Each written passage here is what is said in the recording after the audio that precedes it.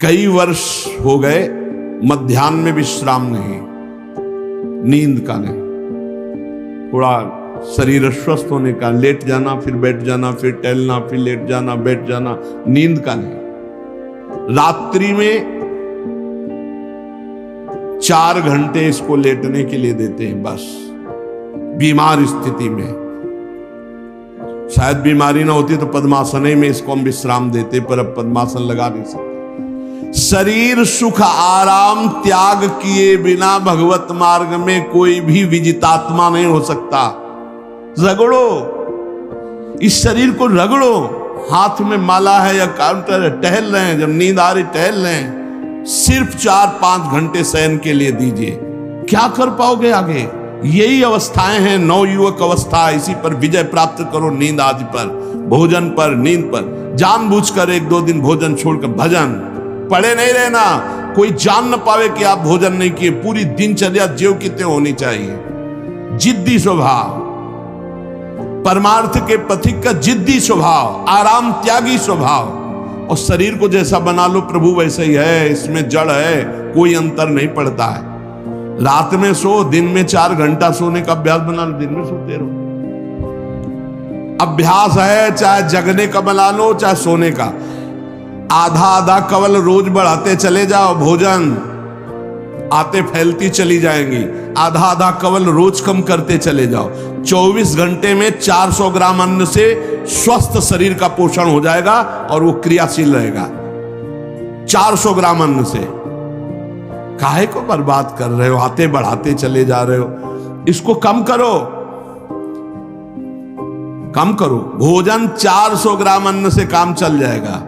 जिसे भगवत प्राप्ति के बिना आप जिया नहीं जा रहा, तब भगवत प्राप्ति होती। ये शरीर सुख आराम के त्यागने की, हमें बहुत समय बर्बाद मत करो, समय बर्बाद मत। भोजन कर रहे हो, नाम जब चल रहा है, अंदर पद चल रहा है, कोई भी भोग तुम्हें नहीं फंसा सकता यदि भगवान नाम चल रहा है। समझी नहीं रहे, भगवान नाम नहीं जब करना, बस मन मानी आचरण करना है। बड़ी भारी आवश्यकता है शरीर सुख आराम के मिटाने की साधक को। जीवन भर इसी में लगे रहे, जीवन भर। जब से इस मार्ग में चले तो इसी पर नींद और भूख, 2 पर भारी प्रहार रहा है, नींद और भूख। तो भगवान की कृपा से ऐसा, अब तो बहुत भारी रोग से ग्रसित है। लेकिन पीछे मुरारी शरण आए और कहा अल्ट्रासाउंड कराने चलना है, डॉक्टर ने बोला है, तो आज कुछ खाना नहीं। हम कहा आज की बात कर रहे हो? 3-4 दिन से कुछ नहीं गया। जब डॉक्टर वहां देखा तो बोला बाबा पानी पे रहते हो क्या? जो वैसे किया, जानबूझ करके मधुकरी नहीं जाना, 3-4 दिन नहीं पाना। अब देखते हैं भजन कैसे होता है। और यह अभ्यास बचपन से, भूखे रह करके, सर्दी में, गर्मी में, बीमारी में, हर स्थिति में भजन नहीं छूटना, दिनचर्या नहीं छूटने। शयन में जो तुम्हें सुख मिलता है वो तमोगुणी नींद का है। जागृत होकर भजन में अगर समय व्यतीत कर दो, हाँ, जीवन आनंद में। शरीर सुख आराम को नष्ट करने की जरूरत है साधक को। दिन में सोना बंद करो। जो रात्रि में जगते हैं वो सो सकते हैं आधा टाइम। सोने का टाइम 4 घंटे, तो 2 घंटे विश्राम कर लो। और रात्रि में ऐसी सेवाएं करो कि 1-2 घंटा उसमें विश्राम कर लो। 4 घंटे से काम। और जो रात्रि में चैन से सोते हैं, दिन में मत सो। दिन में टहलो, माला लो और अपने ही कमरे में टहलो, बंद करके कमरा, अपने ही अंदर टहलो, खूब नाम जप करो, मंत्र जप करो। देखो कैसा आनंद आता है कि अरे तेरा समय जा रहा है, पता नहीं आगे कौन सा रोग आ जाएगा, कौन सी घटना घट जाएगी, तू भजन करने लायक रहे या न रहे। आज भजन कर लेगा तो कल, बता रहे ना, हर समय मन उत्साहित रहता है।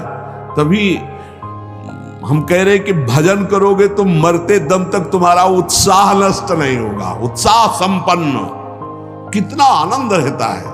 मन से भगवत आराधना शुरू हो जाती है, मन से पाठ शुरू हो जाता है, मन से परिक्रमा शुरू हो जाती है। हमें लगना है, आराम शब्द जीवन में नहीं। सीधी बात समझो, जब तक भगवत प्राप्ति नहीं तब तक आराम नहीं। राम काज कीन्हे बिनु मोहि कहां विश्राम। बिल्कुल जिद्दी स्वभाव बनाना पड़ेगा। शरीर आलस्य प्रमाद भोग, नाना प्रकार की खान पान सामग्री, तो भगवान कहते फिर मेरी प्राप्ति हो। विजितात्मा बनो, आराम है, राम काज कीन्हे बिनु मोहि कहां विश्राम। समुद्र पार कर रहे हैं, मैनाक जी प्रकट हो गए, थोड़ा विश्राम कर लो। बोले नहीं, राम काज कीन्हे बिनु मोहि कहां विश्राम, मोहि कहां विश्राम। सेवक सुख चाह, मान भिखारी, व्यसनी धन, शुभ गति व्यभिचारी, कभी नहीं। सर्वभूतात्म भूतात्मा, संपूर्ण प्राणियों के साथ आत्मवत व्यवहार करे, सब में मेरा प्रभु विराजमान है। जैसे हमारे किसी शरीर के अंग में चोट लग जाए तो हमें ही लगती है, ऐसे संपूर्ण चराचर जगत में जब हम किसी को दुखी देखे तो हमारा हृदय दुखी हो जाए। कैसे इसके दुख को, इसे सर्वभूतात्म भूतात्मा कहते हैं। जो योगी होता है वो सबको सुख पहुंचाने की चेष्टा करता है, किसी को भी दुखी देखकर उसका हृदय व्याकुल हो जाता है। साधन में स्वाभाविक प्रवृत्ति नहीं होती, लगाना पड़ता है, इसलिए उद्देश्य दृढ़ रखो। अब हमको इसी जन्म में भगवत प्राप्ति करनी है, हम प्रियालाल की शरण में हैं, हमारा एक एक मिनट बड़ा कीमती है, हर मिनट में हर सेकंड में हमें नाम जप करना है और प्रभु के भरोसे रहना है। कम सोना है, कम खाना है, कम बोलना है, 3 बातें पकड़ो। कम सोना, इसका अभ्यास बना लो, कम खाना, इसका अभ्यास बना लो, और कम बोलना, इसका अभ्यास। ये 3 बातें जीवन में साधक के बिल्कुल सरलता पूर्वक आ जानी चाहिए। मिताहार, मित भाषण और नियमित शयन। शयन से बचो, ये बहुत जहर है, नींद बहुत जहर है। निद्रालस प्रमादोत्थम तत्तामस मुदाहृतम। इसको एक सीमा में बांध, 3 घंटे, 4 घंटे, 5 घंटे, बस 24 घंटे माला, काउंटर, वाणी, सेवा, टहल रहे, सो नहीं सकते, आराम नहीं कर सकते, नहीं कर सकते। ये अभ्यास बनाओ तभी आगे बढ़ पाओगे। सत्संग रोज सुनते हो, देखो तुम्हें जो डांट लगती है, तुम्हें बहुत प्यार करते हैं, प्रभु बहुत प्यार करते हैं, इसलिए डांट लगवा रहे हैं, इसलिए आपको सत्संग सुना रहे हैं। ये जीवन सार्थक कर लो, नहीं तो बहुत पछताना होगा। हम पशु पक्षी के जीवन में साधना नहीं कर पाएंगे। कैसे? हमारा चिंतन बदले। भगवान ने अगला शब्द का मदगत प्राणा, प्राण जिसके मेरे में समर्पित है। प्राण समर्पित का मतलब है प्राण वायु को लेकर प्रधान है। भोजन न मिले, जल न मिले तो भी हम जीवित रह सकते हैं काफी समय तक, क्योंकि प्राण वायु, प्राण बलवान पुष्ट होते हैं अन्न और जल से, लेकिन प्राणों की सत्ता वायु से है। ये जो श्वास प्रश्वास है, भोजन हमें 4-6 दिन न मिले तो आराम से दिनचर्या चल सकती है, पानी 8-10 दिन न मिले तो भी दिनचर्या चल सकती है, ऐसा नहीं कि मर जाएंगे। लेकिन 2 मिनट वायु ना मिले तो मर जाएंगे, 2 मिनट वायु ना मिले तो प्राण नष्ट हो। प्राण का सीधा संबंध वायु श्वासों से है, और प्रभु को प्राण समर्पित करने का मतलब हर श्वास नाम जप करना। मदगत प्राणा, हम पानी भी पिएंगे, भोजन भी पाएंगे तो प्रभु को समर्पित करके, और हर श्वास नाम जप करेंगे तो ये मदगत प्राणा होगा। मच्चित्ता, निरंतर चिंतन करने के लिए हमें प्राणों को समर्पित करना होगा। हमारे प्राण समर्पित हैं, हम प्रसाद के द्वारा प्राणों का पोषण करेंगे, और हर श्वास प्रश्वास में नाम जप। श्वास ऊपर गई तो नाम जप, श्वास नीचे गई तो नाम जप। बोधयंता परस्परम, यदि हम किसी से बात करेंगे तो अपने प्रभु की चर्चा करेंगे, उसी प्रभु की चर्चा का कथन, कथयंतश्च माम नित्यम, केवल भगवत चर्चा करेंगे, केवल।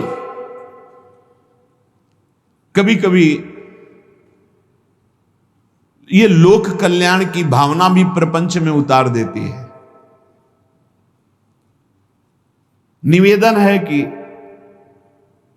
यहां कोई लोक वार्ता का प्रश्न लेकर के नावे, एक जगह तो बख्श दो जहां केवल भगवान के संबंध की चर्चा होने दो। सीधा वृंदावन में आप आए हो तो प्रिया प्रीतम की चर्चा का प्रश्न करो, प्रिया प्रीतम की चर्चा सुनो, निहाल हो जाओगे। तुष्यंत च रमंत च, उसी में आनंद और संतोष होता है। भगवत चर्चा हुई और उसी में रमण करे। एक जगह तो रखो जहां तुम केवल प्रभु की चर्चा सुन सकते हो, प्रभु की चर्चा कर सकते हो। प्रपंच का तो बहुत विस्तार है,